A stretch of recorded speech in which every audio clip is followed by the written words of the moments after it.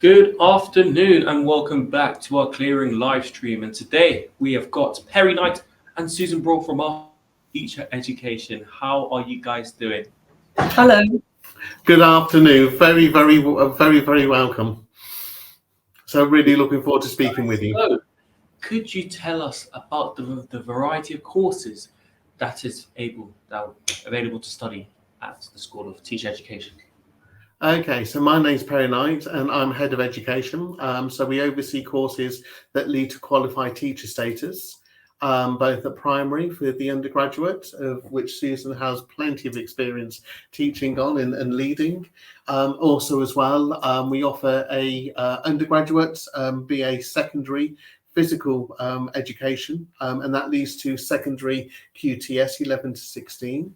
And then we offer courses, education in English courses, which aren't QTS led, but what they do is offer various pathways into various education jobs. And with these options, could you do it through a foundation year? Yes, you could do for the non-QTS. So for the courses that don't lead to qualified teacher status, you can do through a foundation year, and you can start with us on a foundation year. So it'd be a foundation year in education, a foundation year in English, and also in special educational needs, disability, and early years. So we offer those four pathways will lead to a BA honours. So over a 4-year period. So it's really a year foundation year and then the 3-year undergraduate. Our QTS courses are 3 years. So they start obviously within year 1 and then they will take you through to year 3. Are there any opportunities for potential placements for students at local schools, for example? Yeah, we work with... Do you want me to talk about that? Yeah, I will do that. Right, Susan. a word that is vital to us in all the courses we deliver is partnership. As you can imagine, we have partners who are the students themselves, without which the university wouldn't exist. But in terms of our teaching partners, we work with almost about 560 partners in quite a wide geographical area. And for qualified teacher status courses, that is the courses that lead to a full qualification, which means you can enter teaching straight away. The vast majority of those schools are based within a fairly sort of broad distance. We've got Northamptonshire, Cambridgeshire, Peterborough, very big hub there, Hertfordshire, Luton, Buckinghamshire, and of course Bedfordshire, Central and Mid Beds. And the schools are vital to us because without their support in mentoring and providing daily feedback to our student teachers, we would not be able to deliver such an outstanding programme of education and nurturing that we do. So for all students on the qualified teacher status courses, they have a placement each year, which takes place at a different stage during the academic year, specifically to provide students with an experience of each term in a normal school year. So for example, the year 1 students, when they embark on their course, they do their first placement in the spring term. Year 2 students do their second year placement for the entirety of the spring term. Sorry, year 1's in the summer term, year 2's in the spring term, and final year students experience that wonderful Christmas term from September through to December. So all of our courses leading to QTS, our students have to have the minimum of 120 days in school. And that is built up through the year, through the 3 years. So the first year is very much, learning the classroom routines, yes, working team teaching with the teacher. Mm-hmm. Year 2, there's a lot more independence in terms of teaching. And then in year 3, it is very much working as an early career teacher. So, we try and build it up quite neatly. And it is exactly the same for our BA physical education, and means that is currently a 4-year degree. They have to complete 160 days in school. So as Susan said, our partnership is absolutely vital. Yeah. And the strong communication links, I think, benefit everybody in the partnership. If you think of the term triangulation, we have us, the schools and the student, and all three need to be focused on the same outcomes and with the same intent. That's a very big word in education at the moment. And ultimately, it results in a better student experience.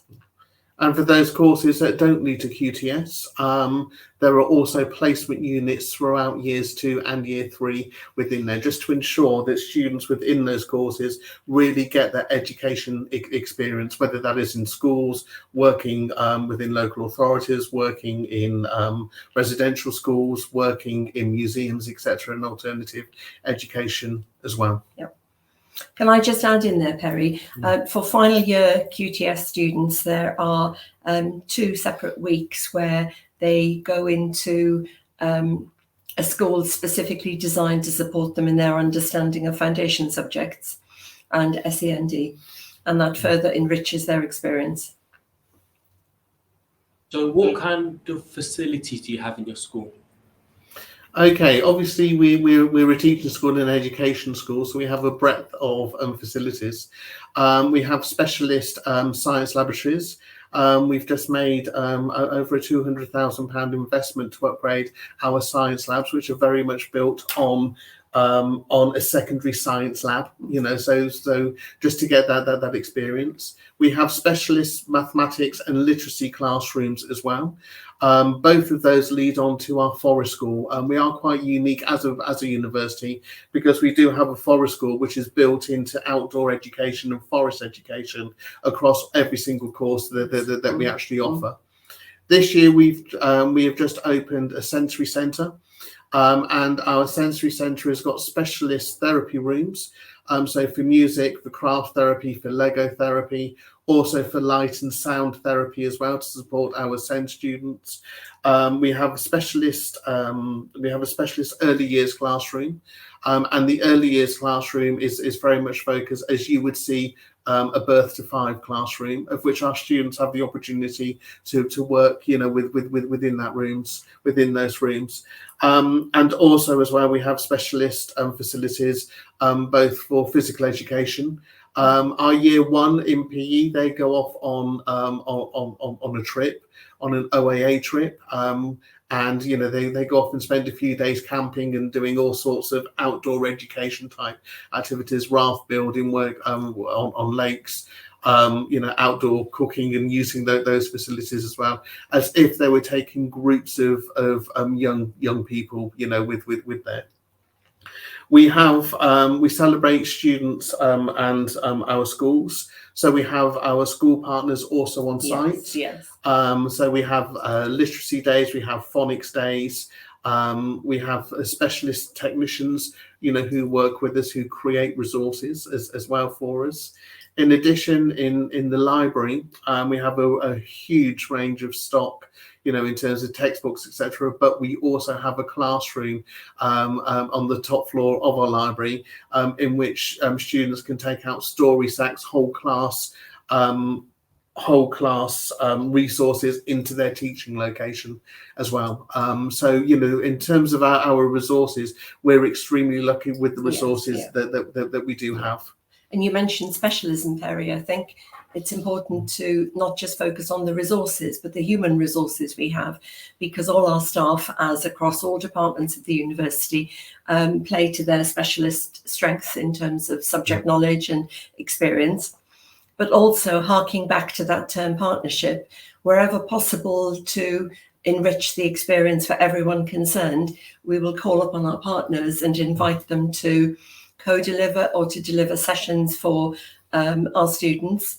And in terms of the location of the university, which is very well positioned within Bedford, we have so many schools on our doorstep. As Perry mentioned, we'll bring groups of children onto the campus. In fact, there are 2 groups on today, either for sports activities or to come and participate and allow our students to get real life experiences of teaching and delivering sessions to them prior to going into the school themselves.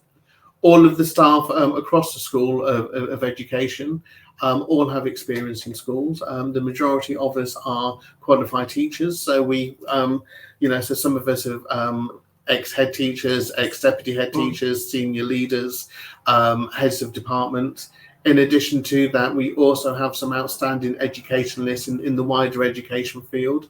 So, for example, our English and our education studies staff as well. So all of us are educationalists at heart.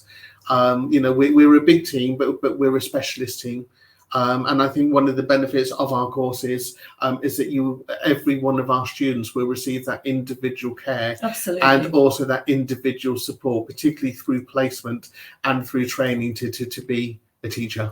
And the students acknowledge and fully admit that they tap into that expertise as and when it's appropriate for them, because you might be taught by someone who's, for example, a former head teacher, or who has an extensive research profile, and at a respective stage of your training, that will be particularly relevant to your development, and that option is available. Any advice for students applying through Clearing? My advice is really there's three pieces of advice I think I will give before I hand over to Susan. Firstly, as you're going through Clearing, it's important that the course is for you, and also builds on your interests, builds on your, your experience, within school as well, and also what your future career wants to hold. Our employability for teacher education and for our non-QTS provision as well is good. In fact, I think it's outstanding. We have over 95% employability of our students who are working either within schools or within the education sector within 6 months of completing their course. A lot of our students are employed particularly within their final year of placement within our partner schools as well. The second piece of advice I would give, is to firstly really celebrate your exam results, those successes of today, and really think about what you can do with those successes.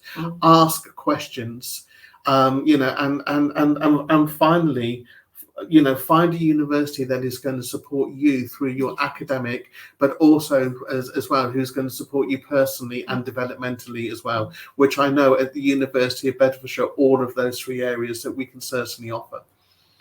Well, just to add to what Perry said, and by the way, I agree wholeheartedly with the advice you've given. I would hope that students and potential students are always open to possibilities, because where one door closes, another one opens. And even if it might not have been an option that you initially had been considering, it is well worth taking advice from knowledgeable, reputable and respected sources and being led by that. And we wish everybody all the very best, obviously, and look forward to welcoming them onto the campus.